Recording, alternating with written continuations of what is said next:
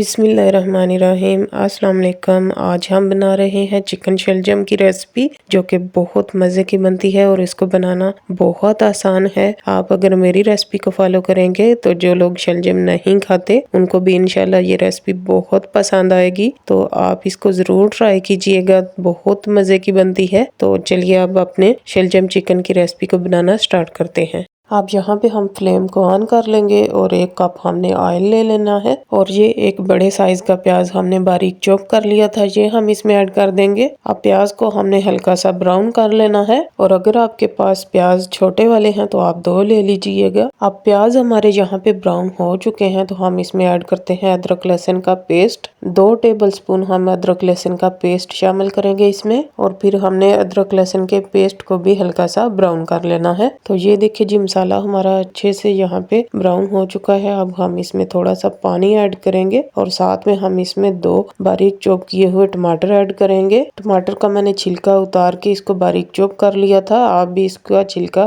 اتار کے یوز کیا کریں، جو کہ بہت ہی اچھا پھر سالن اس سے بنتا ہے۔ چھلکے جو ہیں ٹماٹر کے سالن میں نظر نہیں آتے تو بہت ہی دکھنے میں اچھا لگتا ہے ہمارا سالن۔ اب یہاں پہ ہم تھوڑے سے کھڑے مسالے ایڈ کریں گے، 10 سے 12 کالی مرچیں ہیں، 2 ہری الائچی ہیں، تھوڑا سا زیرہ ہے ½ ٹی اسپون، اور 2 سے 3 لونگ، یہ ہم اس میں شامل کریں گے۔ ان کو مکس کریں گے اور ساتھ ہی ہم دوسرے مسالے ایڈ کر لیتے ہیں۔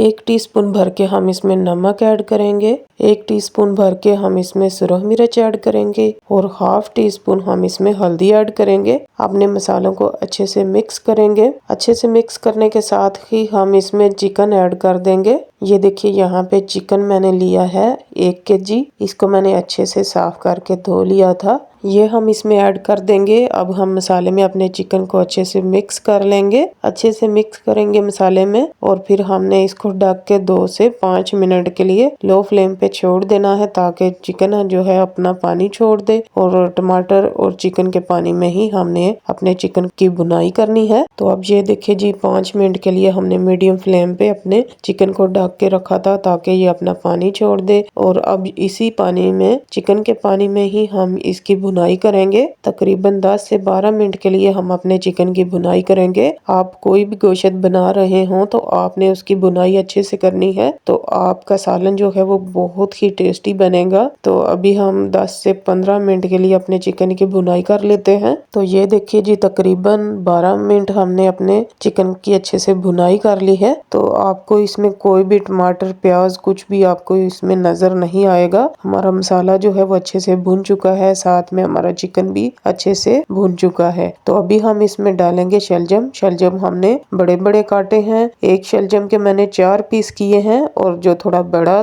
شلجم تھا اس کے میں نے 6 پیس کر لیے ہیں۔ تو آپ نے اسی طریقے سے بڑے بڑے شلجم کے پیس کاٹنے ہیں۔ تو اب ہم اس کو شلجم کو بھی 5 منٹ کے لیے اچھے سے بھون لیں گے چکن کے ساتھ۔ تو یہ دیکھیے جی یہاں پہ ہم نے اپنے شلجم کی بھی 5 منٹ کے لیے اچھے سے بھنائی کر لی ہے۔ دیکھیے ہمارا مسالہ جو ہے وہ کتنے اچھے سے بھن چکا ہے، کوئی بھی اس میں پیاز وغیرہ نظر نہیں آ رہا۔ تو ہاف ہمارے شلجم جو ہے وہ کوک ہو چکے ہیں۔ تو ابھی ہم اس میں پانی ایڈ کر لیتے ہیں۔ پانی ہم نے گرم کر کے ایڈ کرنا ہے، تقریباً 2 گلاس پانی کے ہم اس میں ایڈ کریں گے، 400 ملی لیٹر تقریباً پانی ہم اس میں ایڈ کریں گے۔ تو اب ہم اس کو ڈھک کے 5 منٹ کے لیے اچھے سے بوائل آنے دیں گے۔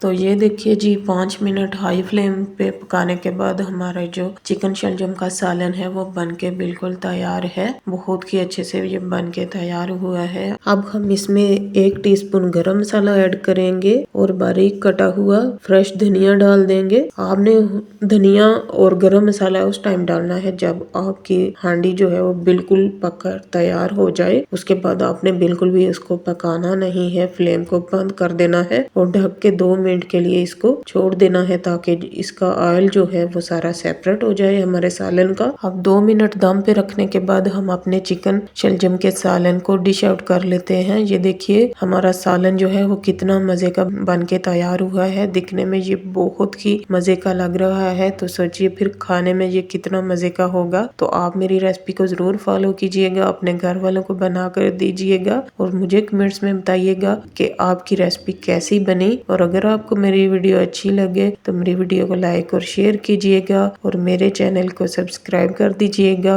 اپنا بہت سا خیال رکھیے گا، ملتے ہیں کسی نئی ریسپی کے ساتھ، تب تک کے لیے اللہ حافظ۔